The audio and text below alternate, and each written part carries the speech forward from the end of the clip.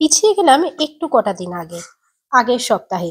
তোমাদেরকে আমি দেখিয়েছিলাম অনেক কিছু ম্যারিনেশন করছি বা কিছু মশলা আমি প্রিপেয়ার করে রাখছি, কিন্তু তারপর সেগুলোর আর ফাইনাল প্রিপারেশন দেখাতে পারিনি তোমাদের। কারণ তোমরা সবাই জানো আমি কদিন অসুস্থ হয়ে গেছিলাম, তখন আর এই ভিডিও নিয়ে এডিট করতে বসাই হয়নি। তো ভাবলাম ঠিক আছে, লেট হয়েছে ঠিক আছে, বাট নিয়ে আসি তোমাদের সঙ্গে ভিডিওটা শেয়ার করি। Hello, good morning. কেমন আছো তোমরা সবাই? আশা করি তোমরা সবাই খুব ভালো আছো, আমরাও ভালো আছি। আজকে বেশ কয়েকদিন পরে আবার রান্নাঘর থেকে ব্লগটা শুরু করলাম। শনিবার সকাল। তোমাদের দুদিন ধরে আমি বলছিলাম যে আজকে আমাদের বন্ধুরা আসবে বাড়িতে, তো সেই জন্য রান্নার প্রিপারেশন করব। তো সেই জন্যই একটু তারই মধ্যে শনিবার হিসাবে তাড়াতাড়ি উঠেছি, যদিও ঘুম ভাঙছিল না। এই সপ্তাহটা আমার প্রচণ্ড হেক্টিক গেছে, মানে বাড়িতেও স্কুলেও। তো রোজই শুতে শুতেও দেরি হচ্ছিল, উঠতে তো টাইমেই হবে। তো সব কিছু মিলিয়ে উইকটা প্রচণ্ড মানে রোজই খুব ক্লান্ত হয়ে থাকছিলাম, পুরো ঘুম হচ্ছে না, এরকম চলছে আর কি। কিন্তু আজকে যেহেতু বন্ধুরা আসবে, বন্ধুদের জন্য রান্না করব, তো সেই জন্য মনটা খুশি খুশি তোমাদের সবাইকে নিয়ে দিনটা শুরু করছি। চলো আমার সঙ্গে থাকো, আশা করি তোমাদেরও ব্লগটা খুব ভালো লাগবে। তাই একটা লাইক দিয়ে ব্লগটা দেখতে শুরু করো, সাবস্ক্রাইব করতেও ভুলো না, আর কমেন্ট করে জানিও কেমন লাগলো ব্লগটা। সকালবেলা উঠেই এইটা দেখে তো মনটা খুশি হয়ে গেল। আমার কিচেন গার্ডেনিংয়ের সব ডিটেলই তোমরা শর্টসে পেয়ে যাবে। একজন মনে হচ্ছে ঘুম থেকে উঠেছে, একজন মনে হচ্ছে নিচে নামছে। বাবা, কতদিন পরে নিচে নামছিস? কতদিন পরে নিচে নাম। একটু বসে চা খেতে খেতে মাথার মধ্যে প্ল্যানিং চলছে যে কোনটা আগে করব আর কোনটা পরে করব। হ্যাঁ, কি কি রান্না করব সেগুলোও বলবো, আর কেন এই রান্নাগুলো করছি, মানে এই আইটেমগুলোই কেন সিলেক্ট করেছি সেইগুলোও বলবো তোমাদের সবাইকে। চা খেতে খেতে সৌম্যর সঙ্গেও কথা বলছিলাম যে এইটা আগে করব ওইটা পরে করব, এইসব প্ল্যানিং চলছিল আর কি।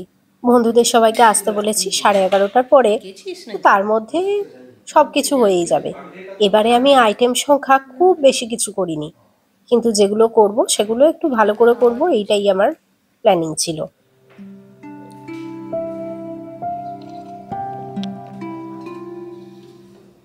চলো, ফ্রিজে তো অনেক কিছুই প্রিপারেশন করে রাখা ছিল, সেইগুলো আগে বের করে নিয়ে শুরু করে ফেলি একটা একটা করে। আগে আমি ভাবছি ফুলকপিটা করে নেব, কারণ ফুলকপিটা অনেক তাড়াতাড়ি হয়ে যাবে।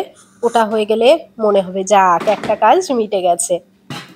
মাটনটা করতে তো একটু সময় লাগবে, কারণ মাটনটা যতখানি পরিমাণে হবে, আমার কুকারে তো একবারে হবে না, 3বার তো অ্যাটলিস্ট বসাতেই হবে। তো সেই জন্য ফুলকপির কাজটাই আগে মিটিয়ে ফেলছি। কেটেই শুধু রেখে দিয়েছিলাম, তারপরে ভালো করে একটু নুন দিয়ে জলে ভিজিয়ে রাখলাম তাড়াতাড়ি করবার জন্য, কারণ অনেকটা ফুলকপি তো পুরোটা হাত দিয়ে ভালো করে ধোয়া যাচ্ছে না, সেই জন্য এই প্রসেস। তবে ওদিকে ফুলকপিটা ধুতে ধুতে মশলাটা সৌম্য খানিকটা করেই ফেলেছে। পেঁয়াজ টমেটো দিয়ে মশলাটা করে রেখেছে, তারপরে মশলাপাতি যা যা দেওয়ার আমি দিয়ে ভাবলাম তাহলে কড়াতে যখন রয়েইছে মশলাটা, মাটনটা একবার অন্তত কষে নিই। না, অনেকটা মাটনে একেবারে কষাও যাচ্ছে না, তাই ভাগ ভাগ করে নিয়েই কষাচ্ছি। একবার কষিয়ে বরং কুকারে দিয়ে দেবো, তাহলে খানিকটা তাড়াতাড়ি হয়ে যাবে। আমি মাংসতে খুব বেশি কিছু মশলা দিই না, আজকে অল্প একটু খালি ধনে গুঁড়ো দিলাম, একমাত্র ধনে গুঁড়োটাই আমার মাংসের সঙ্গে ভালো লাগে। অন্য বেশি কিছু মশলা দিলে আমার মনে হয় মাংসের স্বাদটা যেন কমে যাচ্ছে। রান্না করতে করতে, রান্নার গল্প করতে করতে, অন্য সব কাজ করতে করতে তোমাদের সঙ্গে আজকে আমেরিকার গেস্ট কালচার নিয়ে একটু আলোচনা করব, যেটুকু আমার জানা আছে। তাই ঝট করে একটা লাইক দিয়ে ফেলো ভিডিওটায়।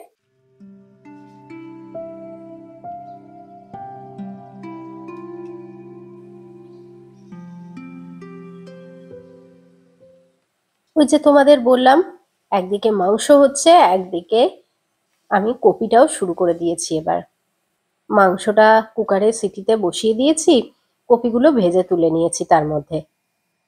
এখন আমার রান্নাঘরের অবস্থা খুব করুণ, চারিদিকে সবকিছু ছড়িয়ে ছিটিয়ে রেখে বসে আছি আমি। কোনো কিছুই বুঝতে পারছি না কোন দিক থেকে শুরু করব আর কোন দিকে গিয়ে শেষ করব। যাই, ছড়ানো আছে থাক, সবকিছু শেষ হলে নিশ্চয়ই গুছানো হয়েই যাবে। যাই হোক, কপিটা চাপিয়ে দেবো। তেলেতে খানিকটা আদা রসুন বাটা দিলাম, দিয়ে আমার পেঁয়াজের যে মশলাটা সেটা তো আগেই রেডি করে রেখে দিয়েছি। জানি না তোমাদের খেয়াল আছে কিনা, আমি বরং এই ভিডিওর শেষে আগের দিনের ভিডিওটা লিংক করে দেবো। তাহলে কেউ যদি জানতে চাও, দেখতে চাও, তাহলে দেখে নিতে পারবে, সহজেই খুঁজে পাবে। তবে এই রেসিপিটা বেশ সহজ। মশলাটা ভালো করে কষিয়ে নেওয়ার পর একটু তেল ছেড়ে দিলেই তারপরে ফেটানো দই দিয়ে দেবো। হ্যাঁ, দইটা দেওয়ার সময় একটা জিনিস খেয়াল রাখতে হবে, যাতে টেম্পারেচারটা খুব লো থাকে, না হলেই ফেটে যাওয়ার চান্স থাকবে দইটা। তারপরে আবার দইটা দিয়েও খানিকক্ষণ কষিয়ে নিতে হবে। আবার একবার তেল ছেড়ে গেলে তারপরে কপি ভাজা তো কড়াই আছে, সেগুলো মোটামুটি 60% মতো কুক করা আছে। এই রেসিপিটা খুব বেশি জল যাবে না, তাই কপিগুলো যখন মেশানো হবে মশলার সঙ্গে তখন খুব ধীরে ধীরে মেশাতে হবে, যাতে কপিগুলো ভেঙে না যায়। আর তারপরে ঢাকা দিয়ে বাকি 40% কুক করে নিতে হবে, তাহলেই রেডি। এই রেসিপিটা তারই মধ্যে একটু মিষ্টির দিকে খেতে হয়। ফুলকপির কোরমা তো একটু মিষ্টি মিষ্টি হলে খেতে বেশি টেস্টি লাগে। আর আমি কড়াইশুঁটিটা আগে দিতে ভুলে গেছিলাম, পরে আবার আলাদা করে ঘিতে একটু ভেজে দিয়ে দিয়েছিলাম।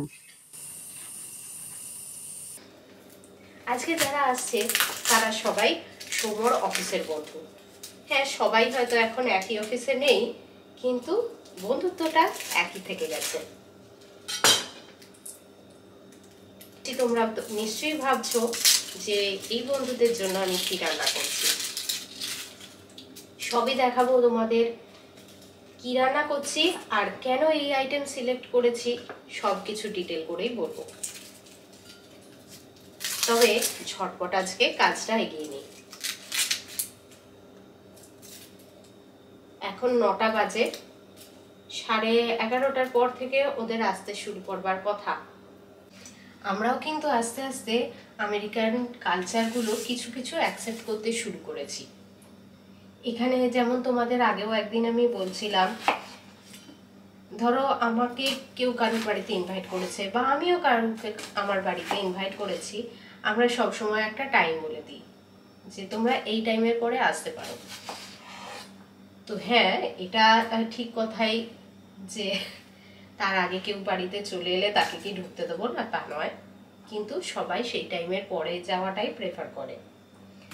কারণ যে হোস্ট সে তো নিজের তৈরি হবে বা সবকিছু রান্নাবান্না করবে বা টেবিল সেট আপ করবে, তার জন্য তো একটা সময় লাগে। অন্য লোকজন বাড়িতে থাকলে সেই জিনিসটা কিন্তু আমরা ফ্রিভাবে করতে পারি না।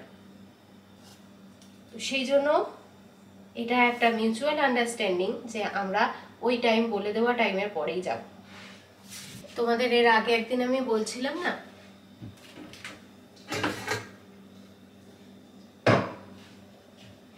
যে এখানে কারুর বাড়িতে যাওয়াটা ওরকম দূর করে হঠাৎ করে চলে গেলাম, এই ব্যাপারটা ঘটে না।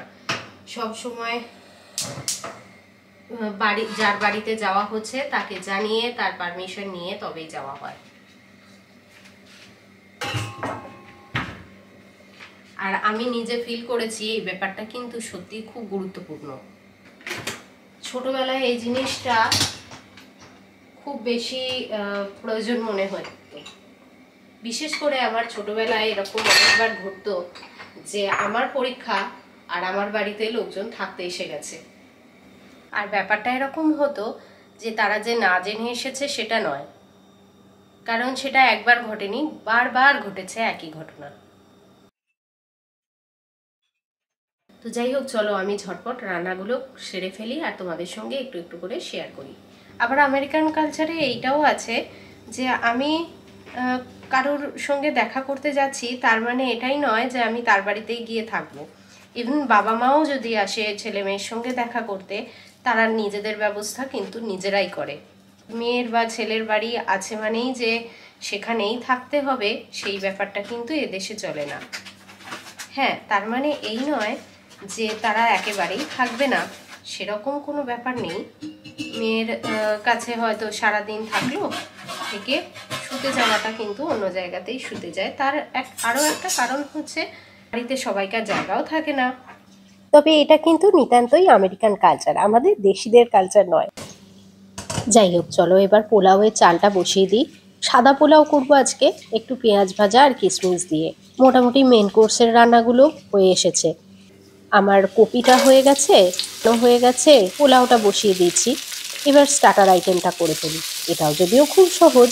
পেঁয়াজ আর ক্যাপসিকাম বড় বড় করে কেটেছি, হাই ফ্লেমেতে সেটাকে একটু নেড়ে নিচ্ছি। তারপরে দিয়ে দেবো চিকেন নাগেটস। চিকেন নাগেটসগুলো যেহেতু আগে থেকেই রেডি করা আছে, তাই বেশিক্ষণ সময় লাগবে না। এইগুলো সবগুলো মিশিয়ে জাস্ট টস করে নেবো। ওপর থেকে একটু অরিগ্যানো বা ইতালিয়ান হার্বস ছড়িয়ে দিলেও খুব ভালো লাগে। চলো এবার আস্তে আস্তে টেবিলটা সেট আপ করতে শুরু করি। ডেজার্ট হিসাবে আজকে আমি পায়েস বানিয়েছি। যদিও ওটা কেক বানানোর প্ল্যান ছিল, কিন্তু সেটা আর সময়ে আমি কুলিয়ে উঠতে পারিনি, তাই পায়েস বানিয়ে নিয়েছি। তবে হ্যাঁ, সেই প্ল্যানটা দুদিন আগেই চেঞ্জ হয়ে গেছে, কারণ আমার শরীরটা বোধহয় দুদিন আগে থেকেই জানতো সে অসুস্থ হবে। একটু এনার্জিটা দুদিন ধরেই কম ছিল। যাই হোক, চলো এবার স্যালাডটা বানিয়ে নিই। স্যালাডটা আমি বানাচ্ছি গ্রিন অ্যাপেল, অনেকটা পরিমাণে লেটুস, একটু ওয়ালনাট আর হ্যালোকুনা কুচি দিয়ে। আপেলের সঙ্গে এই ওয়ালনাটটা দারুণ লাগে। আর যেহেতু একটু মিষ্টি মিষ্টি স্যালাড, মানে আপেল যেহেতু মিষ্টি মিষ্টি হবে, তাই আমি হ্যালোপিনোটাও দিই। তাহলে বেশ একটু ব্যালেন্স হয়ে যায় টেস্টটা, বেশি মিষ্টি লাগে না। আর উপর থেকে একটু অলিভ অয়েল, চাট মশলা এই ছড়িয়ে দেবো, দিয়ে ভালো করে মিশিয়ে নেবো। অলিভ অয়েলটা ছড়ানোর মেন কারণ হচ্ছে যাতে কালো না হয়ে যায় লেটুস বা আপেলটা।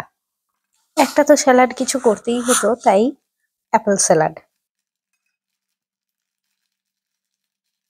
চলো মিক্স করে নিয়েছি, স্যালাডটাও রেডি হয়ে গেছে। এখন একটা মাত্র জিনিস বাকি, সেটা হলো পরোটা ভাজা। তবে পরোটা আমি নিজে তৈরি করিনি, এগুলো কিনে এনেছি readymade paratha, ready to fry. সবই হয়ে গেছে, শুধু পরোটাগুলোই করে রাখা বাকি। তবে সব সময় সবাই তো গোটা পরোটা খেতে চায় না, কেউ হয়তো কম খেতে চাইলো, সেই জন্য আমি ছোট ছোট করে কেটে রাখছি, যাতে যে যতগুলো যেরকম সুবিধা সেই রকম নিতে পারে। অনেক সময়তেই আমাদের হয় না, একটা গোটা পরোটা হয়তো খেলাম, তারপরে মনে হচ্ছে আর একটুখানি হলে ভালো হতো। সেই জন্য এইরকম ব্যবস্থা আর কি। নিজে যেটা ফিল করি সেইটা ভেবেই এইরকম কাজ কারবার আমার। তো চলো পরোটাগুলোও প্লেটিং করে নিই। তবে সব পরোটাগুলো এখন ভাজছি না, প্রয়োজন হলে আবার ভেজে নেবো। আইটেমটা সৌম্যই বলেছে, বললো শুধু পোলাও হবে, একটু পরোটাও হোক সাথে। তবে তোমরা হয়তো ভাবছো যে আমি এই সবগুলো এত আগে থেকে করে রেখে দিচ্ছি, সব তো ঠান্ডা হয়ে যাবে। না, গরম রাখারও ব্যবস্থা আছে। আজকাল আবার যেন গরম রাখার আর একটা নতুন জিনিস দেখছি, একটা নাকি সিলিকন ম্যাট পাওয়া যায়, ইলেকট্রিকে চলে। সেইটা ইলেকট্রিকে কানেকশন করে রাখলে আর সেই ম্যাটের উপরে যা যা রাখা হবে সেইগুলো গরম থাকবে। তবে অনেক কিছু রান্না যখন রাখতে হয়, তখন আমাদের ওভেনটাই এখানে খুব ভালো কাজ করে। আর একটা দুটো বাড়ির খাবারের জন্য তো মাইক্রোওয়েভ আছে, নিয়ে আমরা গরম করে নেওয়াটাই বেশি পছন্দ করি। এই গ্রুপে সবাই মাটন খেতে বেশি ভালোবাসে, তাই মাটন কষা রান্না করেছি। আর কিছু একটা ভেজিটেবল আইটেম বানাতেই হতো, তাই ফুলকপির আইটেম।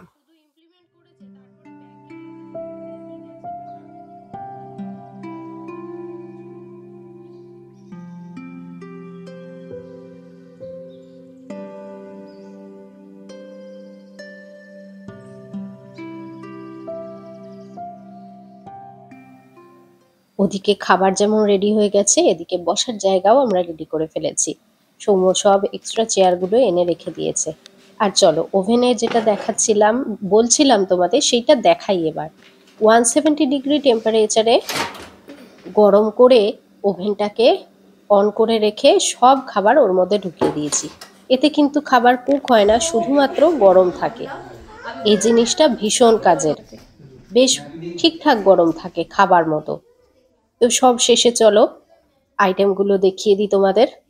ফুলকপির কোরমা, পরোটা, পোলাও, মাটন কষা। তোমাদের আগে স্টার্টারটা তো আগে দেখালামই। আর এই হচ্ছে স্যালাড, পায়েস, সব কিছু আইটেম টেবিলে রেখে দিয়েছি। এবার সবাই আস্তে আস্তে খাওয়া দাওয়া শুরু করবে। আর তার সঙ্গেই চলো আজকের ব্লগটা এখানেই শেষ করছি। পরে অবশ্যই আবার দেখা হবে কিন্তু।